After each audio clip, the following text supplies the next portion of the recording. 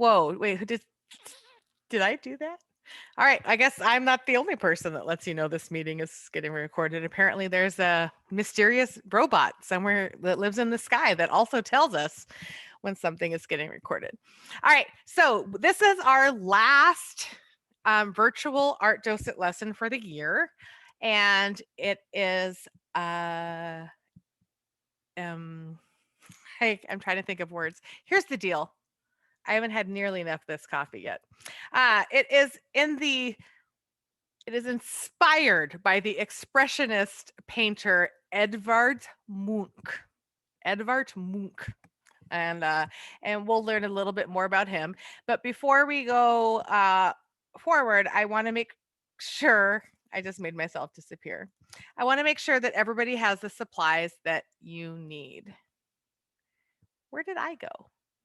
Why is there a Crestwood picture? That's right, because I was just testing you to see if you could find me, and that was me, Crestwood. So here I am. I'm spotlighted now, and I want to go over a list of supplies. So, everyone should have a container of watercolors and a paintbrush. So you can see these watercolors of mine have been very well loved, but they're pretty clean. My colors are pretty pure. I just totally watercolored my thumb. So you should have watercolor, paintbrush. You should have a straw. You should have a blue and orange oil pastel. And I don't know if anybody has indigo or scarlet, but you should have colors very similar to these. You should have a blank piece of multimedia paper. And then two things that were not on the supply list that you should always have when you're dealing with watercolors is some water and a paper towel. So I'm going to give you, oh, and you're also going to have this mat underneath. So if you have this big old piece of paper, you're going to unfold it and you're going to put all of your supplies on top. And this is just a desk saver or a table saver, or wherever you are doing art, it will prevent. Is it the white paper or the black paper? It's going to be the big one, the big black one. That goes underneath. I don't think I need this because I have a placemat. Okay, you choose. It counts as a placemat.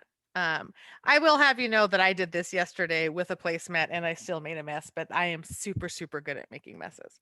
So I'm going to give you 1 minute to get some water and get at least one paper towel. Look, I've already gotten my paper towel dirty. I need at least 2. In that 1 minute, I will show you the final product of what we're going to be working on today. This is what the one that I did last night looks like. The one I do today is probably going to look a little bit different. And then I'll also show you what our inspiration was for that when the time is right. So I think it's been pretty close to a minute. Do do do do do do do do do do do do do do do. That's really too high pitched. Do do do do do do do do do do do do do do. I did it again. Every time I try to change my camera, I accidentally shut off my picture. It's me again. I mean, this is way cuter, but still me. All right, does everybody have what they need? All right. All right, so I'm going to share the PowerPoint and we're going to talk a little bit about Edvard Munch. Mute. Mute? It's not working. Your mute is not working? Well, if your mute doesn't work, just be as quiet as a sleeping cricket. All right, does everybody see this Edvard Munch guy right here? Yes. Okay. Also, Miss Griffin, today we wrote a poem about artists. Fantastic. Oh, I love it when different kinds of art come together because poetry is definitely another kind of art. So this guy right here in the top right-hand corner, his name is Edvard Munch, and he was born in 1863, and he survived until 1944. And this picture in the middle, has anyone ever seen this picture before? Yes. No, I guarantee you at some point in your life, you will see this picture. I've seen this many picture. times. I don't like it. Yeah.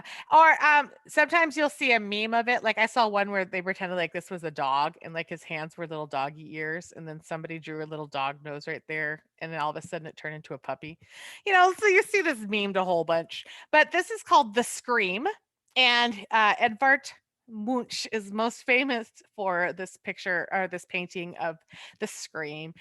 And he as a child, his whole life, he dealt with illness and bereavement, which is the sadness of losing people that are close to you. And he was very, very scared that he was going to inherit a mental condition that ran in his family that affected the way that his feelings worked, the way that his mind worked. And back in that time frame, they didn't have as many ways to treat people that were living with mental illness that they have nowadays. So he was very scared of that. And so he sort of became friends with this nihilist. And a nihilist is like, the world's going to end one day, so why bother? Like they're all super doom and gloom, right? So he became friends with this doom and gloom stuff. And to make himself sort of feel better, or to match his soul, he decided that he was going to paint what he felt versus what he saw. So if you look at the picture of The Scream, right? This isn't how people actually look, but this is how he felt on the inside sometimes when he was really anxious and really nervous. Have you ever felt that way? Like scared, like to talk to somebody or to meet somebody new, or like you feel like something bad's gonna happen. He felt like that all the time. And so he wanted to paint that. And that was where his distinctive style of art came from. Um, this one here, he heard the scream of nature, as you can see little ships in the back, right? As mankind sort of takes over nature. So, that inspired that painting. But he did a lot of these kinds of things. He tried to do a normal life. He tried to get married, but he's like, I just can't commit to it.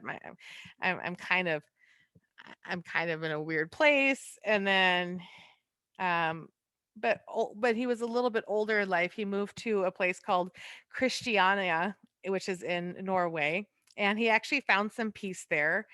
And and so it wasn't as terrible as he thought it was going to be, but he still suffered a little bit from just a whole bunch of anxiety as a painter, which you can see in his works. And the style that he used is something called expressionism. So I know we practiced this before, right?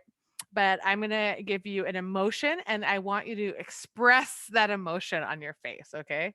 Ready? Anger. Oh, there's some angry children. Okay. Um, ooh, intellectual, smart, you're thinking. Let me see your thinking face. Yeah, you just got a really good idea. No, it's a better idea. You're going to change the world with this idea. You're going to make $1 zillion with this idea. Yes. All right. Okay, that's good. Oh no. There's a cute little bunny and he's sitting at your front door, and he's just the most adorable little bunny in the whole, and you get to keep him. Oh, he just jumped into your hands. He's taking a nap in your hands. What does that face look like? All right. So these are all different kinds of things that we feel, and we express them with our body, we express them with our faces, we express them even sometimes with our eyes, right? And so expressionism is taking all those feelings that we have on the inside about the bunnies and everything else and all the things we're scared of, and putting them forward on paper. And like if you look at this picture right here, this one's called melancholy. And anyone, just by looking at the picture, can anyone tell me what melancholy means? What do you think? I can't see which church it is because my window's too small. But what are the churches? Thinking. It's Hayden. Oh, Hayden. Yeah, it's your little tiny face. And it looks like Amelia Earhart. It does sort of look like Amelia Earhart with the hat on. But what do you think melancholy means? Look at this person's body language. Thinking. Maybe thinking. And what's with their shoulders? Are the shoulders straight or are they kind of drooped? They're kind of drooped. I want everyone try to adopt this position. Like try to sit just like this person. Put your chin in your hand and then keep your mouth kind of closed and kind of look forward. How does that make you feel to be sitting like this? Gloomy? Bored. Gloomy or bored. Yeah, melancholy Sad. actually. Yeah, melancholy actually means kind of gloomy. It's kind of sad. It's kind of like you are thinking, but you're not thinking about happy things, right? So this was just a sketch that he did melancholy. And look at his colors. They're natural tones, they're darker tones. There's nothing bright and sunny in this picture, right? There's even some melancholy grays in the background. And so that was using some expressionism, ways for him to express emotion. So Edvard Munch. That looks like Amelia Earhart in the triangle thingy. In the Bermuda Triangle. Yeah, she Uh-huh. she landed her plane. She's stranded. yeah, she's very melancholy. She's like, I don't know how to get found. All right. So in 1909, Edvard Munch painted this mural. And this is inside Oslo University in Norway. It's in the assembly hall. This is actually a really, really, really big painting at a college. And this is sort of the inspiration for the work that we're doing today. And here his expressionist, this is kind of cool, is the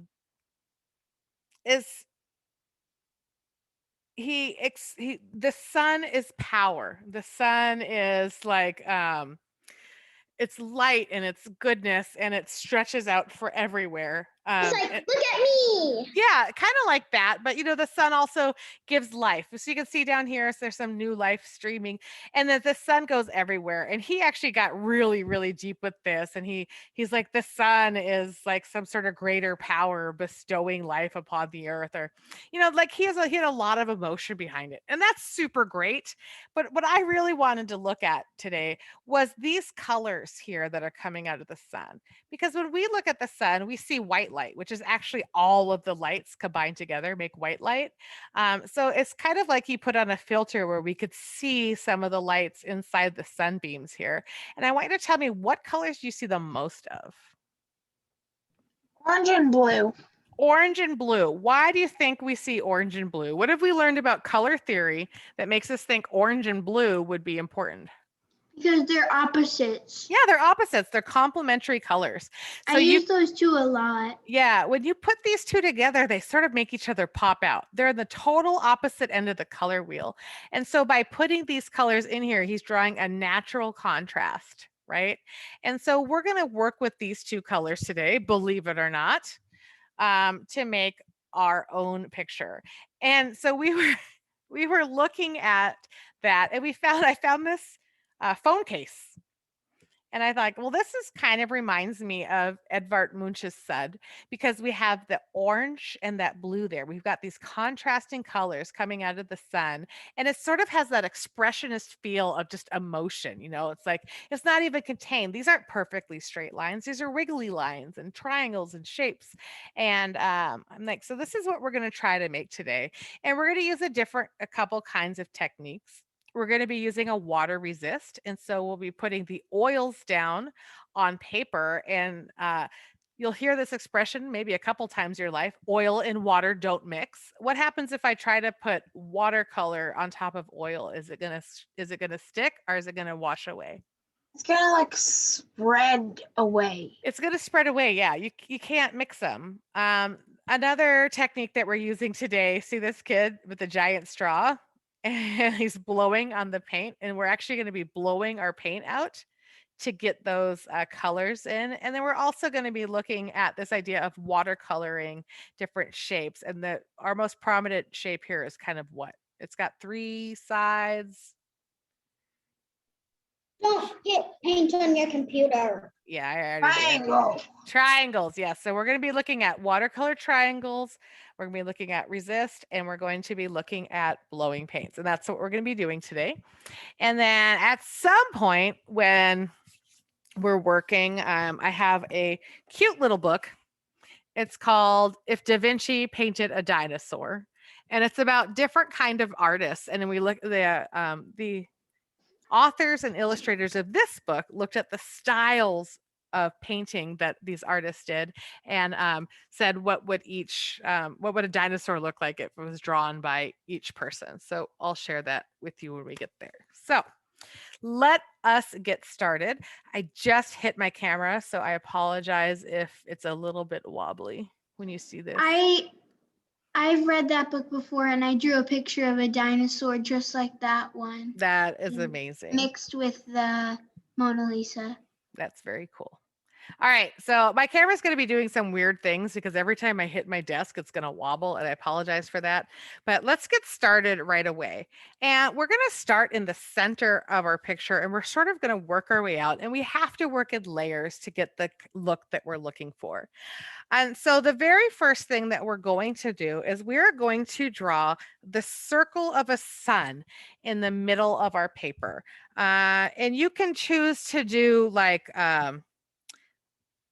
you know, not quite solid. Like you can do like a outward kind of circular sun like that, or you can just, you know, make a sun like that, or you could just make your sun like this, or you can go around and around and around in circles, whatever you want, however you want the center of your sun to be.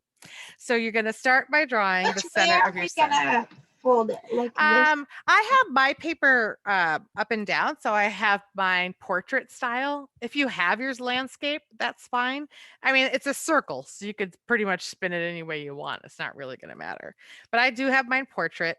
And then one of the things that I liked about the kind of the center of this one, I'm just going to put little teeny tiny triangles on the outer edge of my sun. And all this is going to do is just show me where the, you know, where my sun meets the sun rays. I didn't do this on my last one. I don't know what this is going to look like. So I'm just sort of experimenting here. I'm going to be honest with you. All right. So I've got my little tiny sun rays and my little swirly sun. I haven't made a swirly sun either. So we're going to see what happens. And then the next thing we're going to do is we're going to make our outward rays. So you're going to either make them really thick, and I can use the bottom or like the fatter part of my oil pastel, and I can draw a line straight out like this, nice big ones. And I'm sort of giving them a little wiggle. I tried a straight one. I didn't like it. So now I'm going to make them a little bit wiggly. You can decide how you want to do it. You know, maybe some of them are more straight than others. Can we touch it at the end of a paper? Yeah, see, I see how mine goes all the way to the end. You can definitely have yours go all the way to the outside of the sun rays. Whoop. Maybe that's a great idea. And I've got my mat down. Why not? And then I could use like a more pointed part, and I could just do skinnier lines.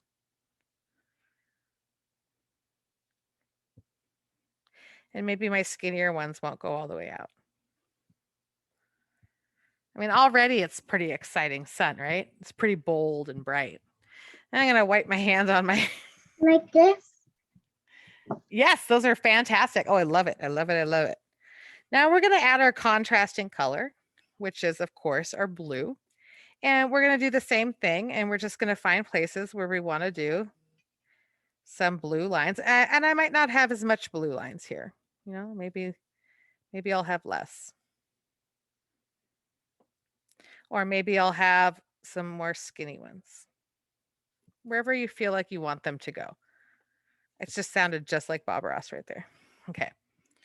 Maybe I want, okay. Maybe some little guys. Little guys. This is kind of cool art just as it is, I think. And so what I've done is I've sort of created an outer rim here with my triangles and my line. So I have like, you know, like a distinct where my sun is going to be, and I've got my other lines. And that's all. That's all you're going to need to do with your pastels. So you can go ahead and put your pastels away because I know that they can get messy. And you're going to go ahead and wipe off your fingerprints, either your fingers, either on your mat or on your paper towel, whatever you want. I guess you could do your clothes, but don't. Your parents might get mad at me. All right. The next thing we're going to do is we're going to look at, I'm going to share this again really quick.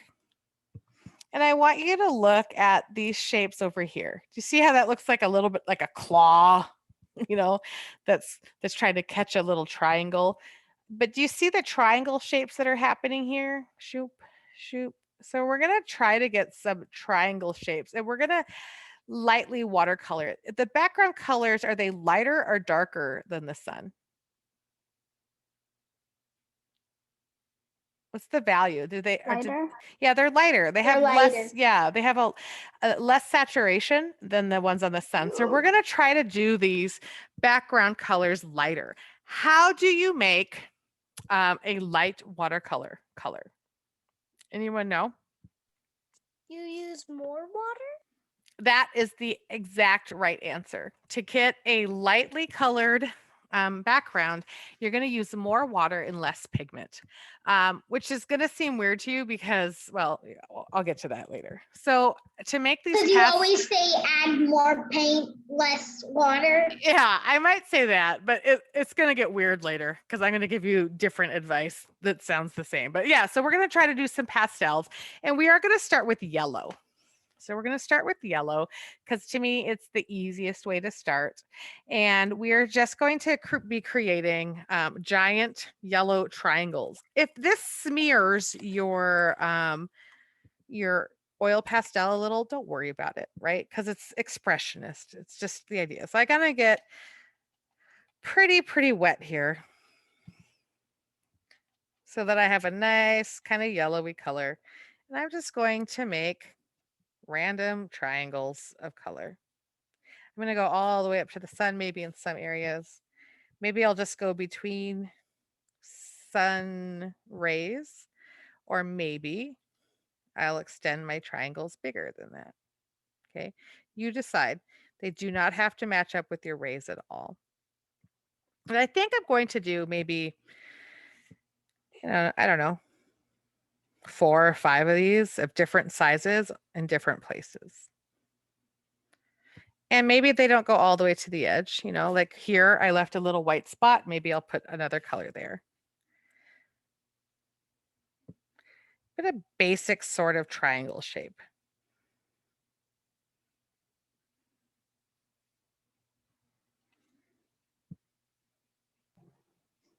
Do you have to do the exact same thing as you? You absolutely do not have to do the exact same thing as me. Never, ever. You get to do it the way that feels best to you. For example, maybe I just want to do a stripe right here and you don't want to do a stripe. That's okay. Or maybe I've decided I don't like it that bright yellow. Look how bright it is. Sophia, that is gorgeous. Make sure that you get your paint all the way to the edge of your paper so that you're going all the way to the edge. That's why we have that placemat. Fill in as much space as you can. We're going to try to get this whole page covered. So if you have white space, fill it in. I want to add a tiny bit of orange to parts of my yellow, just to make it a more of a yellow, like a golden yellow. So I'm just going to be mixing in the babyest bit of orange with just some of my yellows, just some, not all of them.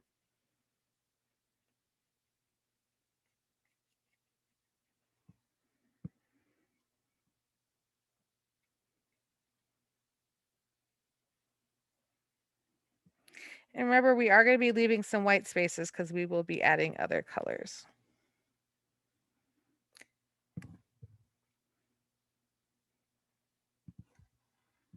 And I will take a break after this, but when you're done with orange or yellow, then just do a couple orange triangles, just pure orange. So after these 2 colors, I'll let you catch up.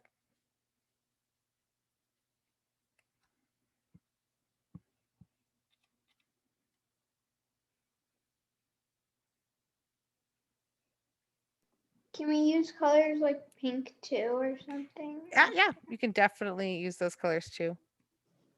Does this look good? Let me see, hold it up and talk. Yeah. Yeah, keep up the great work. These look great. Okay. And I know I said I was going to take a break, but I was just totally kidding. We're going to go through the warm colors before I take a break. So, what's the other warm color that you can think of? We've done yellow, we've done orange. What's left? Red. Red. red. So, and I'm going to actually try to make my red as light as possible so that it becomes a pink. If you are one of those lucky few that have like these 16-piece ones that has like a pink in it, yay you. I'm going to try going off of the my 8-color one here. And see, I see that my red is looking kind of like reddish. So all I'm going to do is just dip my brush in pure water and see if I can dilute it a little bit. Dilute that color. Like this? Yes, it looks great. Oh, Sophia, that's so much better. That's amazing.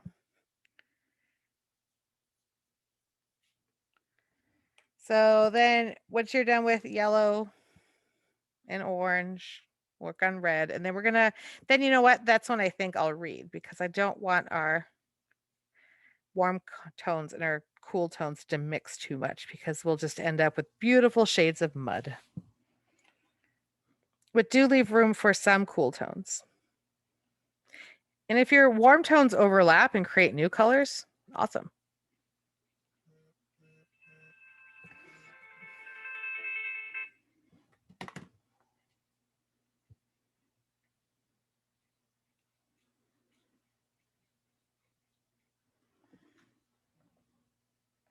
Maybe I'll just do a thin line right up the middle. I love doing art class. I love that you love doing art class. Art makes me happy.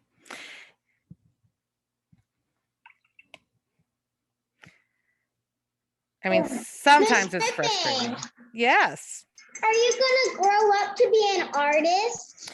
You know what? I don't know. I haven't figured out what I'm going to be when I grow up yet. But when I do, I will let you know. But you know what? I think I'll always be an artist of some kind because I like to write and I like to sing and I like to paint. Like as a little side job? Yeah, I definitely think that'll be a great side job for me.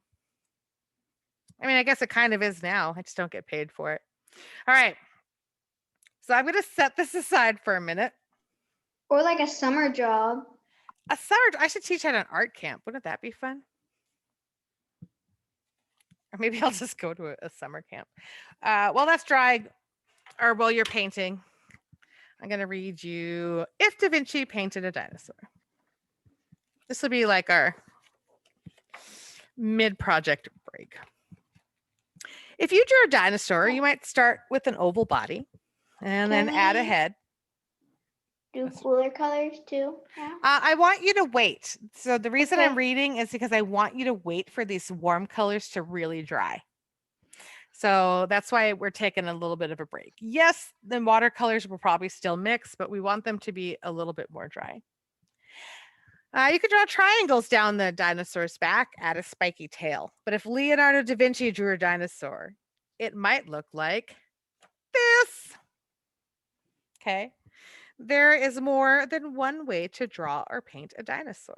So that's what Leonardo da Vinci might have done. If Edgar Degas draws pastel dancers turning playful pirouettes, oh, that's what Edgar Degas would draw. So here's his dinosaurs. Degas was famous for his dancing paintings. Cassius Coolidge creates I can say this, Cretaceous card games. This is a famous one. Usually it's dogs here instead of dinosaurs. Do you see dinosaurs surfing Katsushika Hakusai's giant wave? I really wish I knew how to say that. I probably should have read this book before I actually read this book. This is a very famous wave. I think a Japanese artist. Dinosaurs stopped to smell flowers in Mary Cassatt's garden and graze in Grandma Moses's green valley. So if you were to look up these two artists, you'd see things very similar. Parrots play peekaboo in Frida Kahlo's portrait. Baishi's dinosaur washes through inky bamboo. Snippety snip! The paper dinosaurs of Henri Matisse tumble across a wall.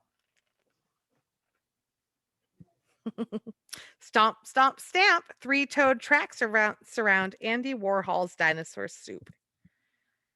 How many dinosaurs hide in Diego Rivera's lilies? That's a good question. 1, 2, 3, 4, 5, 6, 7, 8. I see 8.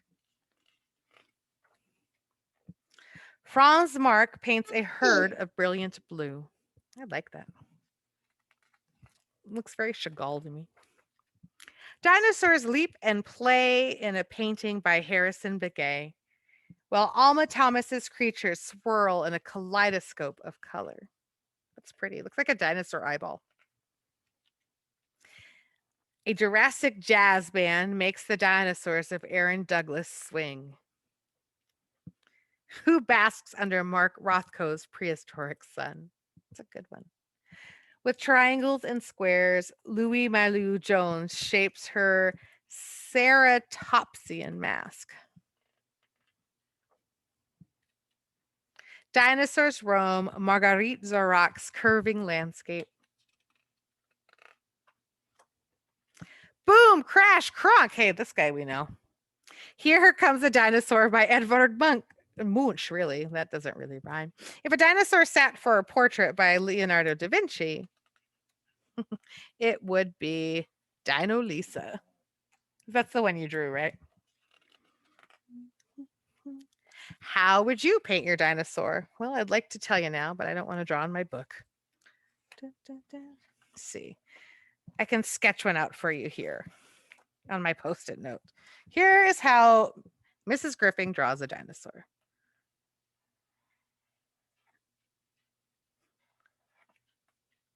Rawr, rawr. Tiny little hands. Tiny little hands. Big feet. Rawr, rawr, rawr. Rawr, rawr, rawr. Oh, wait, and an eyeball. And that's Mrs. Griffin's dinosaur. That's what I would do. Mrs. G style. Mrs. G. So that is how I would definitely make. I like your my dinosaur. Why, thank you.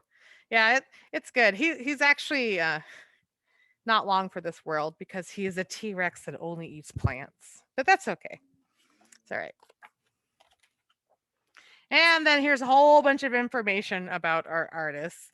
And if we go to the part about our artist, Edvard Munch, it tells us again that he lost his mother and his sister to illness. No wonder he was so scared. But he did like to create those inner pictures of the soul. So there we go. That is our beautiful book. I actually really enjoy it. They have 2 more books like this, and I might just buy them just so I could look at them. All right. I've finished. Does it look good? All right. I don't know. Hold them up. Let me see. Oh, these are so beautiful. All right. We're going to add some cool tones now. Some cool tones. I'm not going to do a lot of green. But I will do a tiny bit of green. Not that I don't like green. I love green. It's just somehow with this painting, it just doesn't quite work for me. So I'm just going to do like little sections. And you want to be careful, try to not overlap them a little bit because watercolors will pick up other watercolors and it will start to turn kind of brownish. So you want to be really, really careful where you lay down your green. And I think that's why I have a hard time with green is because this one just wants to give me mud, and I don't want mud. But we do need some green. So I'm looking for my white spaces with my green. Can I show you my dinosaur I made? Yes, please do. And you have to tell me what kind of dinosaur it is and what you named it. Mine's name was Bob. Mine's Rocky. Nice. Those are so cool. Maybe I'll put up a whiteboard later. You can draw me some. All right. Maybe I'll do a little strip right at the edge of my orange. Oh, that's dangerous. Orange and green make brown. Mrs. Griffin, what are you doing? All right. All right. So now, of course, what other color can we add? What's another cool tone? Blue. Blue. Purple. Yeah. Next we're going to add blue and purple. the lightest little bits of blue that we can.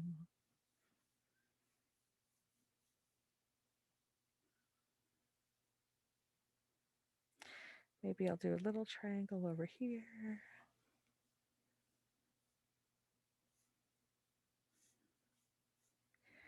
Maybe I'll just insert a nice little blue spot right here. A line of blue by the blue. And my color's looking pretty dark, so I'm gonna get a little bit of water and see if I can lighten that blue up a little bit. I want it to be very pastel. We will actually make room for darker blues when we get to the last part. I just need more water, I think.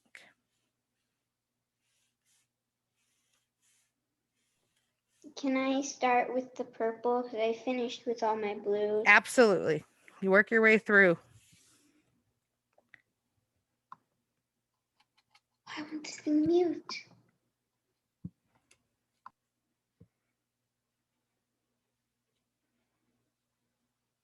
I feel like we're making a rainbow sun. It is kind of cool though, because all the colors of the rainbow are in the white light from the sun.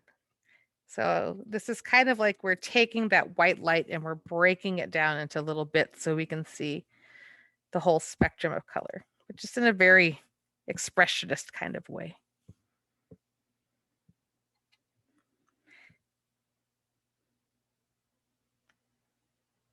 Like, oh, my purple, a little too dark. So I'm gonna water it down a little.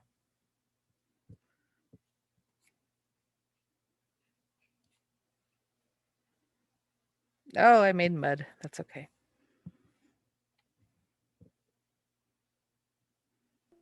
Miss Griffin, if you're doing purple and you have the 16 color and it has light blue in it, if you mix the regular purple and light blue kind of together, it makes kind of like a galaxy and it looks really cool for the sun. That is very cool. I made a bunch of mud, but it kind of works. That's cool. That's cool. You can mix like like I did with yellow and orange to make that goldenrod color. You can try mixing your purples and blues to see what you get, or even your blues and greens to get a teal.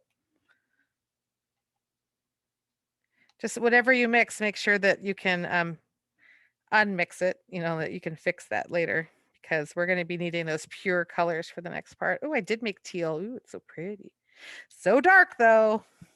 Mrs. Griffin, you broke your own rule. Now I got to lighten it up.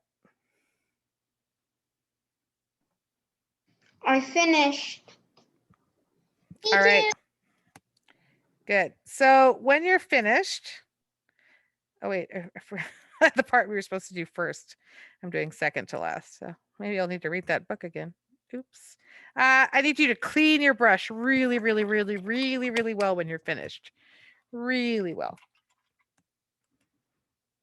And you are going to go into a pure yellow. Pure yellow. As clean a yellow as you can. And you are just going to start swirling the inside of your sun. Start in the middle and work your way out. If your watercolors touch a wet watercolor on the side, those colors are going to bleed together.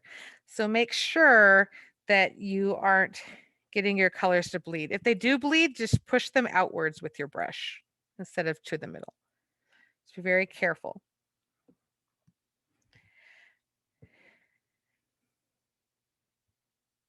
The reason we were supposed to do this first is so it'd be nice and dry for the next section, but don't worry, we'll work our way around it. Can I show you mine? Yes, you can. You see them, hold them up. Well, unless they're super wet, then don't hold them up because then they'll leak. If you want to add, these are looking really good.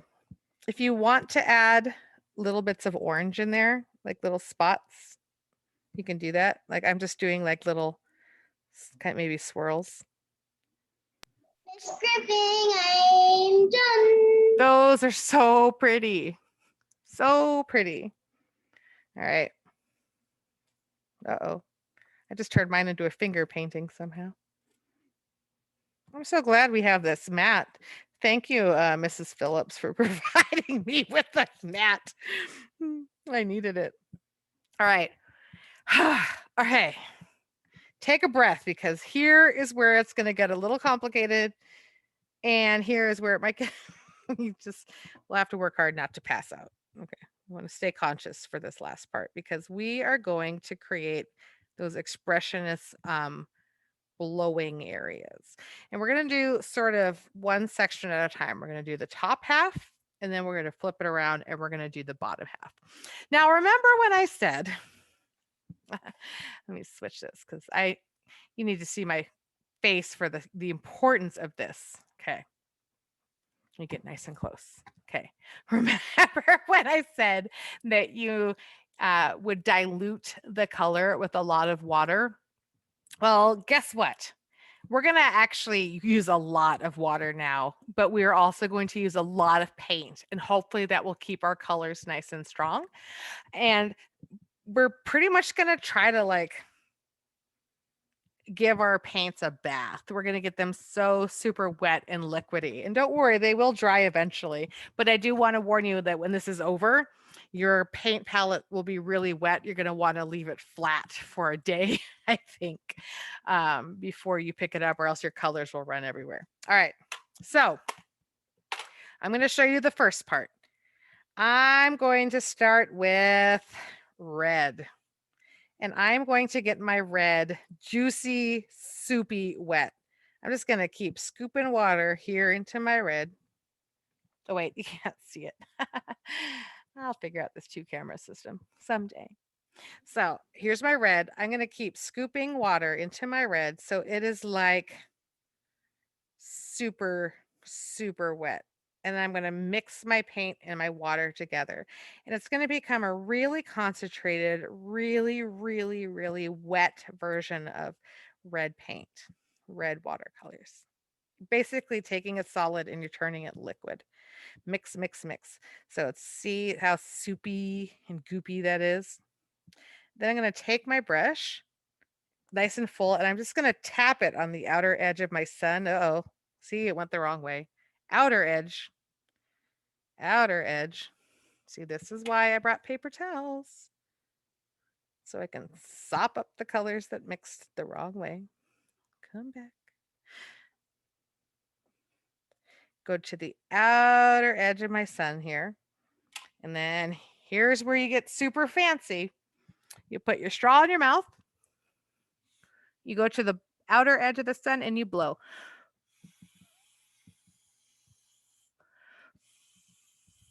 All the way to the edge. And you're going to do that everywhere you put a spot. And you're going to blow from the middle to the outside. I'm going to actually shut off my sound so you don't have to hear me blow.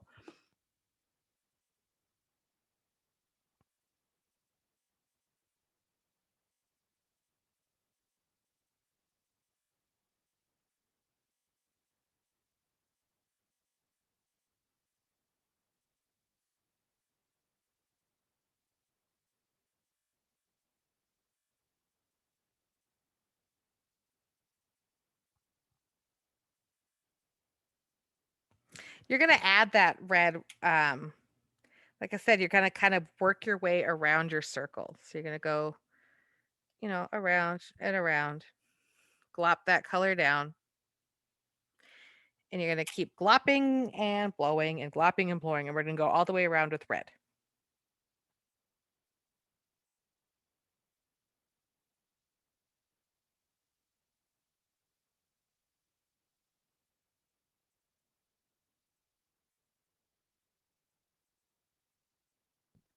I'm thinking when I'm all done, I'm gonna kick this to my room and put it over there.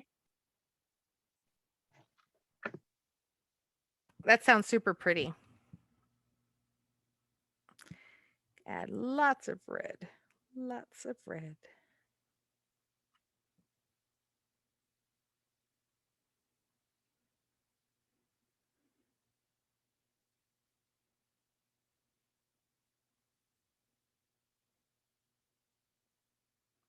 See, I'm just putting on those big old globs there.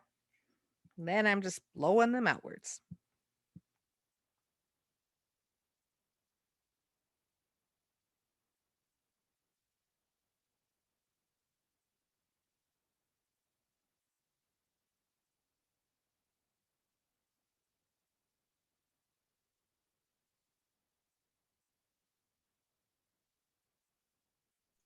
What do you do when you're done? When you're done with red, you're going to do globs of orange, globs of blue, and globs of purple.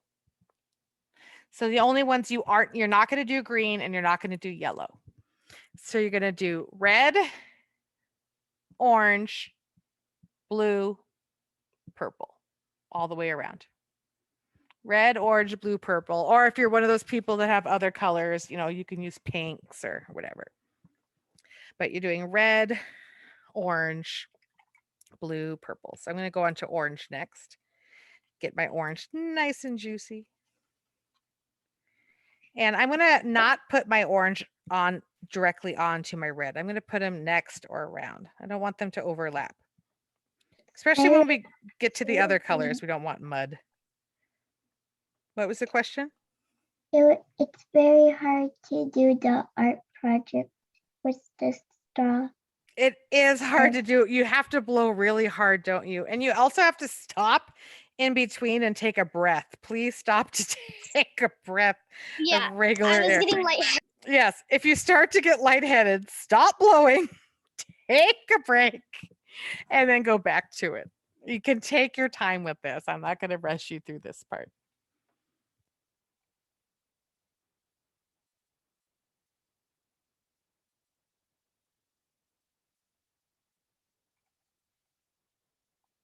But do you see how I'm rotating my picture instead of my head? So when I want to blow in a different direction, I just turn my picture. So that should be less work for you. I was getting a little lightheaded. Yeah, so we should put a safety warning on this video.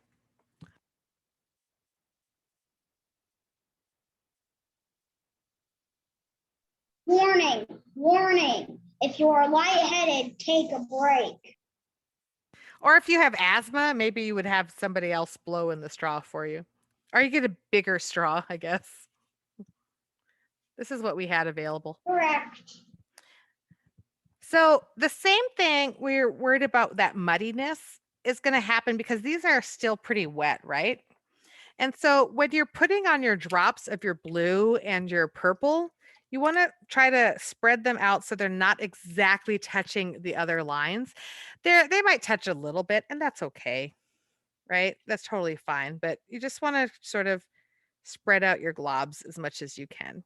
What color do you do after orange? So you're going to do red, orange, and then blue, and then purple. We're going to skip yellow and we're going to skip green because we have a lot of yellow in the background. And like I said, for some reason, I'm anti-green on this picture. Not anti, I guess, because I love green. But... Is it okay if you put like 2 drops of green because yes, I accidentally did? You can do whatever you want. So all because I'm not doing green doesn't mean you don't have to do green. Okay, that makes me feel a little better. Yeah, totally up to you. Miss Griffin, what do you do when you're done with that? When you're done with all of the blowing, Yes. I guess you hang out, play Nintendo, twiddle your thumbs, draw me a dinosaur. Get a piece of paper and draw me a dinosaur. That's what you do. Okay. Okay. Mrs. Griffins.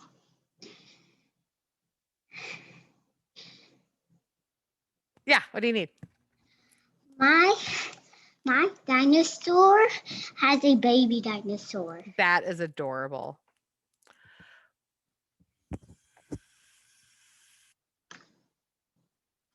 Can I show you how I do a dinosaur? Yeah, so when we're all done, I want to see your sons, and then I want you to draw me dinosaurs. So when we're all done.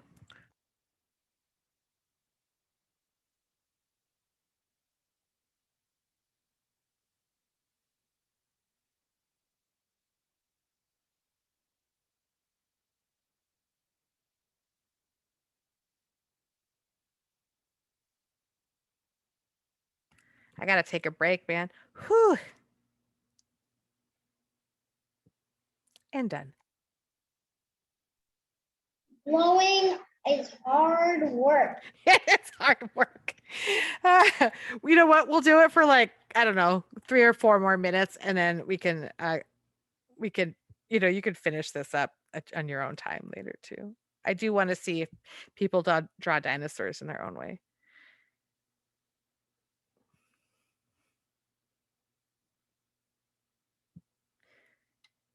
I think I might know who Nameless is. Oh, well, you should type it in the chat to me as a secret.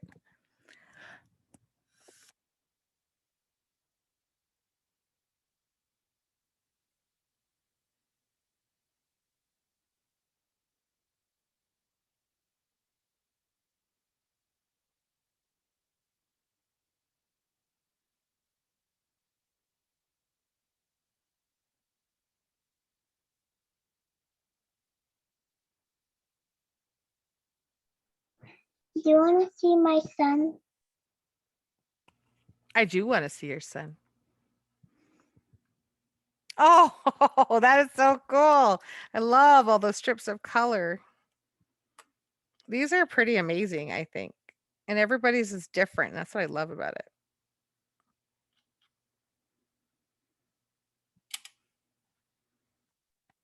These are gorgeous.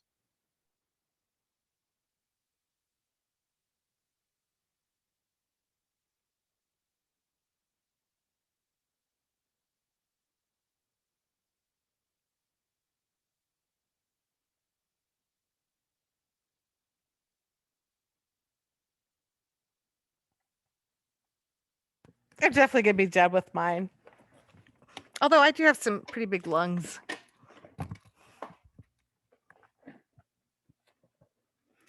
See if there's any places I want to. Miss Griffin, Yes. Nameless turned on their camera. Oh, wow. There. Hi, Nameless. All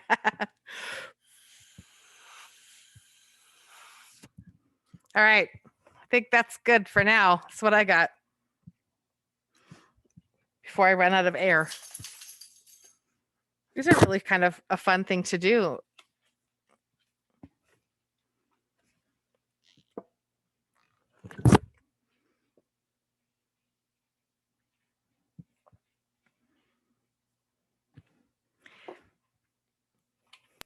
Do you want to see mine? I do want to see yours. Let's see. I have my dinosaur. All right. All right. I'm going to unspotlight me. And I'm going to put you all on gallery view. All right. Good. Now I can see everybody. So let me, I want to see. Boop. Okay. Here I am. Okay. I want to see your suns if they're dry enough. Oh, those are pretty. I see what you mean. How like, even if it gets kind of muddy, it still looks really cool. These are so gorgeous. I love them so much. That's amazing. Yay. I love your suns just in time for summer. All right. Now. Miss Miss Griffin. Yes, Grayson. What I like to do is when I draw a dinosaur, I like to kind of tap my paintbrush over it to make it look like scales. Oh, If that you is look a really really cool closely. technique, Grayson. And Thank I was you. thinking if I had like, if when you do the next, if you do maybe if next year you do classes, you could do something with like tapping on it, or with the sun, you could maybe try tapping yellow. That's a really good idea. You know what? That's something we didn't play a lot with is texture. So Grayson, that's a fantastic idea. Thank you Ready for my dinosaur? I am so ready. Oh my goodness, that's the cutest dinosaur I've ever seen in my life. Wait, where's the baby? Somebody drew a baby dinosaur. Where'd that baby dinosaur go?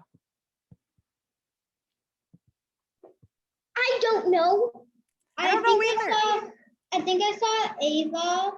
I think I switched to her camera and I think I showed her. By the way, you're still spotlighted.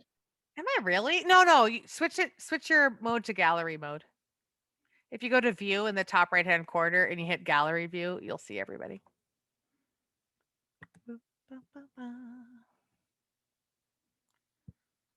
Brooke, can I see your son again?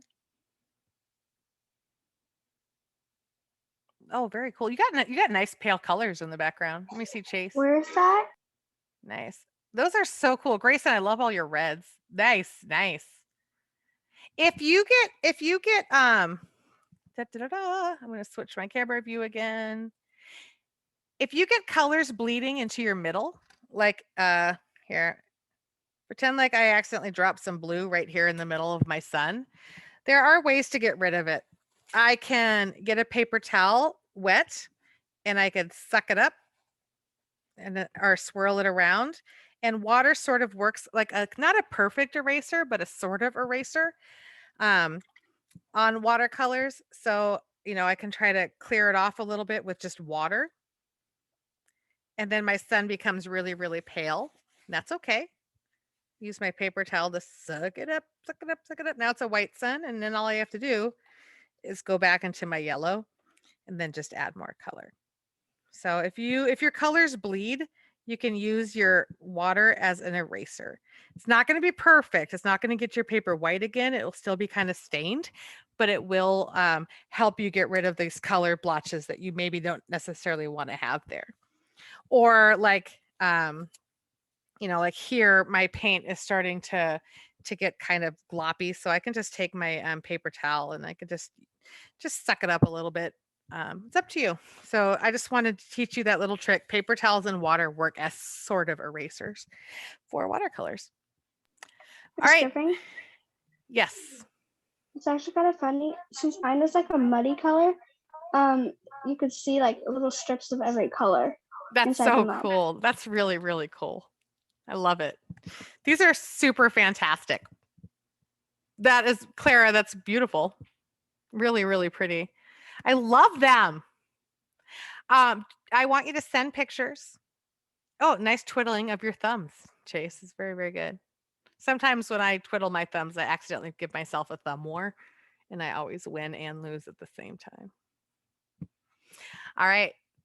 Go ahead and in the chat, we'll put in the email address.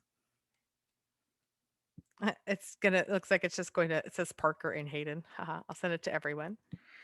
PTA Prez at, no, I would do that wrong every time. CWPTA Prez at gmail.com.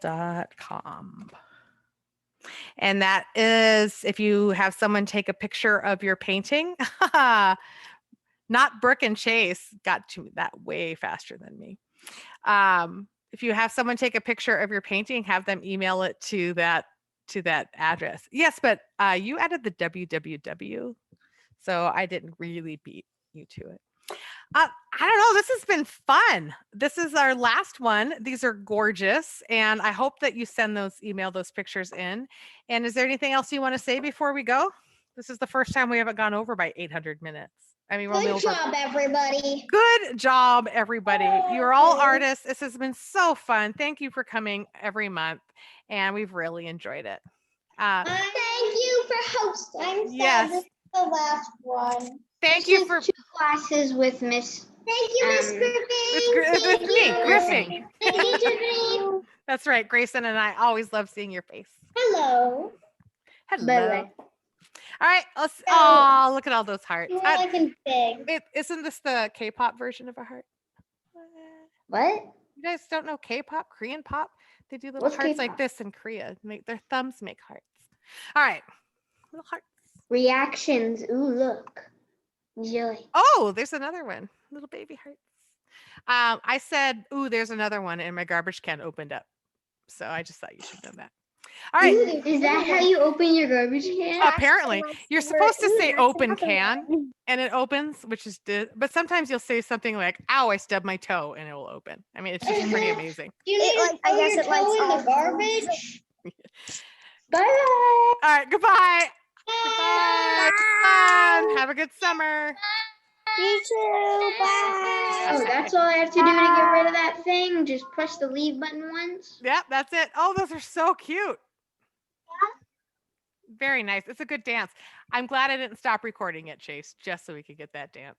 All right, Bye-bye. bye.